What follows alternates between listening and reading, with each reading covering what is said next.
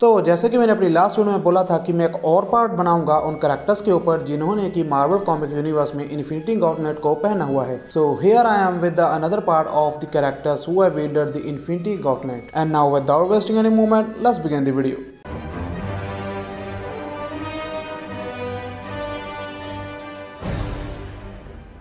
Number 6 nebula.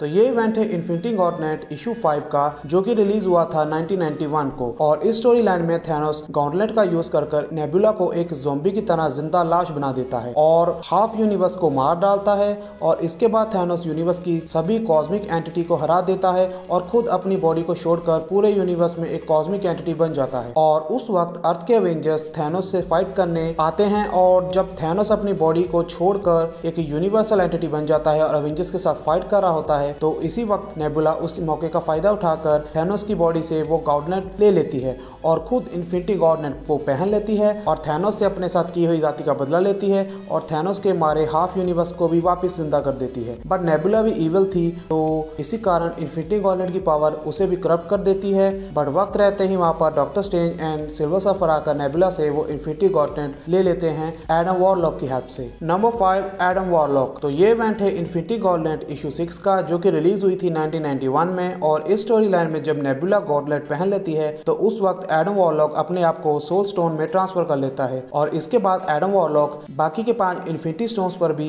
Control कर लेता है और पूरे इन्फिनिटी गॉन्टलेट के ऊपर अपना कंट्रोल जमा लेता है। और इसके बाद नेबुला के हाथ से वो गॉन्टलेट निकल जाता है और उसी वक्त doctor strange and silver surfer आकर उस गॉन्टलेट को ग्रैब कर लेते हैं और उसी वक्त एडम वॉरलॉक भी सोल वर्ल्ड से बाहर आकर खुद इन्फिनिटी गॉन्टलेट को पहन लेता है और इन्फिनिटी गॉन्टलेट की हेल्प से वो थैनोस एंड नेबुला के किए गए सारे डैमेज को ठीक कर देता है। Number 4 black panther. तो ये इवेंट हुआ था द सीक्रेट वॉर्स इशू 6 में, जो कि रिलीज हुआ था 2015 में। और ये काफी लंबी स्टोरी लाइन है। तो इस स्टोरी लाइन में सभी मल्टीवर्स का एक दूसरे के साथ इनकर्जन हो जाता है, जिसके कारण सभी रियलिटीज डिस्ट्रॉय होने लगती हैं। तो somehow doctor Doom and doctor strange को ये पता चलता है कि ये सभी इनकर्जन्स बियॉन्डर के कारण हो रहे हैं। तो डॉक्टर डूम किसी तरह बियॉन्डर्स की पावर को चुरा लेता है और बचे हुए अर्थ के पीसीस से वो एक न्यू वर्ल्ड क्रिएट करता है जिसका वो नाम रखता है बेटर वर्ल्ड। और डॉक्टर स्ट्रेंज को भी डॉक्टर डूम पर भरोसा नहीं था, तो डॉक्टर स्ट्रेंज अपनी मैजिकल पावर से एक हिडन आइलैंड में इन्फिनिटी गॉन्टलेट को छिपा कर रखते हैं। और जब बचे हुए इल्यूमिनाटी के मेंबर्स बैटल वर्ल्ड में एंटर होते हैं तो ये देखकर डॉक्टर डूम को बहुत ज्यादा गुस्सा आता है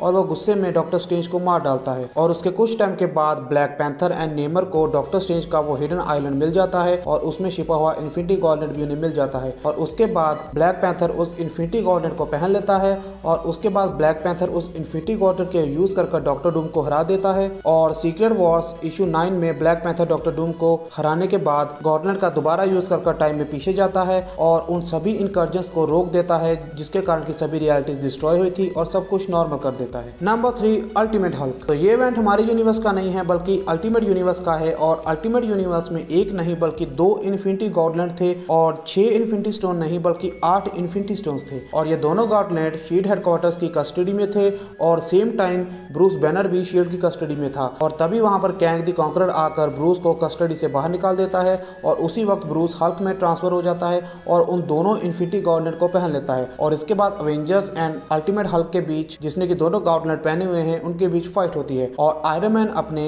सेंटिएंट ट्यूमर आर्मर से हल्क को हरा देता है। और लकीली उस वक्त दोनों गॉन्टलेट में सारे के सारे स्टोन्स नहीं थे, वरना अल्टीमेट अवेंजर्स की बैंड बज जाती। Number 2 green goblin. मार्वल की व्हाट इफ सीरीज में नॉर्मन ऑसबॉर्न एके ग्रीन गोब्लिन ने इन्फिनिटी गॉन्टलेट को पहना हुआ है। और इतना ही नहीं, इस सीरीज में ग्रीन गॉब्लिन स्पाइडरमैन को हरा भी देता है और सक्सेसफुली इन्फिनिटी गॉन्टलेट और सभी स्टोन्स को हासिल कर लेता है। Number 1 dark side. 2003 में मार्वल एंड डीसी के बीच एक क्रॉसओवर बैटल हुआ था, जिसमें कि दोनों यूनिवर्स को सबसे ज्यादा पावरफुल वेपन्स को एक दूसरे के यूनिवर्स में छुपाया गया था और सब सुपर हीरोज को अपने सुपर विलन से पहले उन वेपन्स को ढूंढना था ताकि वो अपने अपने यूनिवर्स को बचा सके। और मार्वल के जो 4 पावरफुल वेपन्स थे जो कि डीसी यूनिवर्स में छुपाए गए थे, वो थे cosmic cube, wand of Watoomb, evil eye of Avalon and of course infinity gauntlet. और फिर डीसी यूनिवर्स के सबसे strongest super villain Darkseid को इन्फिनिटी गॉन्टलेट मिल जाता है और डार्क साइड इन्फिनिटी गॉन्टलेट को पहनकर उसे यूज करता है। बट वो गॉन्टलेट काम नहीं करता क्योंकि वो इन्फिनिटी गॉन्टलेट मार्वल यूनिवर्स का था